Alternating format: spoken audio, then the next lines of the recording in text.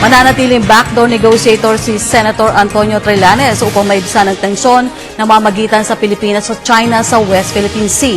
Ito ang kinumpirma kahapon ni Pangulo Aquino sa kanyang pakikipag-usap sa mga mamayag sa Nueva Ecija. Narito ang report.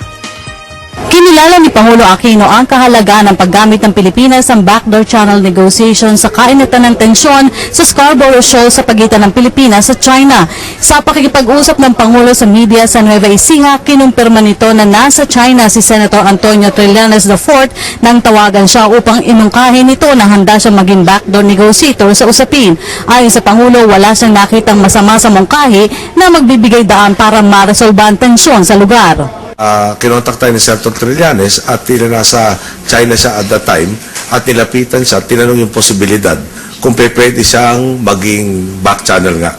So, in the absence of any other channels that were existing beforehand, at sa gusto nating ma-resolba na mapayapa ito sitwasyon sa Scarborough Shoal, so ano mawawala sa ating pakinggan yung pararating. So, yun doon nag-umpisa po yan. Kinumpirma pa rin ng Pangulo na nananatiling backdoor negotiator sa China ang senador. Nakita kasi anya ng Pilipinas na mahalaga ang party-to-party talks para sa agarang pagbibigay impormasyon na magkabilang panig. Kinilala rin ng Pangulo na may tinatawag na maliliit na tagumpay ang negosasyon ni Trillanes sa China. Well, as of now, yes. No, but I will have to talk to him soon.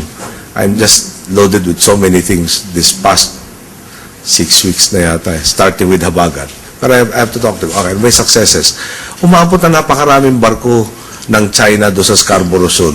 Hindi ko na maalala yung exact number. Pero nag-umpisa kung maalala nyo, yung Del Pilar natin at dalawa nung kanilang maritime surveillance something eh. Pero umabot ng napakarami. Siguro parang umabot ng 18, pero pa yung mga fishing boats sila na umabot yata ng 30. O so, kumonti na kumonti yun. Ayun naman siguro pwede natin i-credit sa efforts rin. At efforts sa at iba pang efforts. No? Yung last na, alam niyo, medyo nag-aalanganin akong sabihin lahat ng detalye. Dahil nga pag informal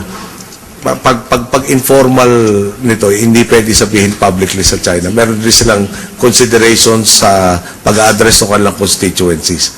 So, hindi ko pwede ibigay sa inyo natin detalye, pero mukhang napakaliwanag, no? Na humupa naman ng maski pa paano, intention dyan, at nakatulong sa Senator Trillanes. Bukod kay Trillanes, inatasan ng Pangulo bilang Special Envoy si DILG Secretary Mar Rojas na makipag-usap sa Chinese Vice President Xi Jinping. Ayon sa Pangulo, posibleng maging dagdag na personalidad si Rojas na makikipag-usap sa China. Pero nilinaw ng Pangulo na si Foreign Affairs Secretary Albert de Rosario pa rin ang may poder sa usapin ng West Philippine Sea at iba pang foreign policy ng gobyerno. Hindi naman, not necessarily, no? Pero isa rin to sa dagdag. Siyempre, kunyari, meron tayong friendship na agreement with China, component ng tourism. O hindi naman siguro Secretary Rojas o Secretary de Rosario kailangan doon. Secretary Jimenez ang harap sa kanila. Pagdating na sa trade, no, siyempre sagot naman ng DTIR. Sa ngayong pagkakataon lang, ulitin ko, sa ating pananaw, mukhang yung relasyon ng party-to-party ang hinahabol nila dito. Kaya hiniling na si Secretary Rojas ang padala.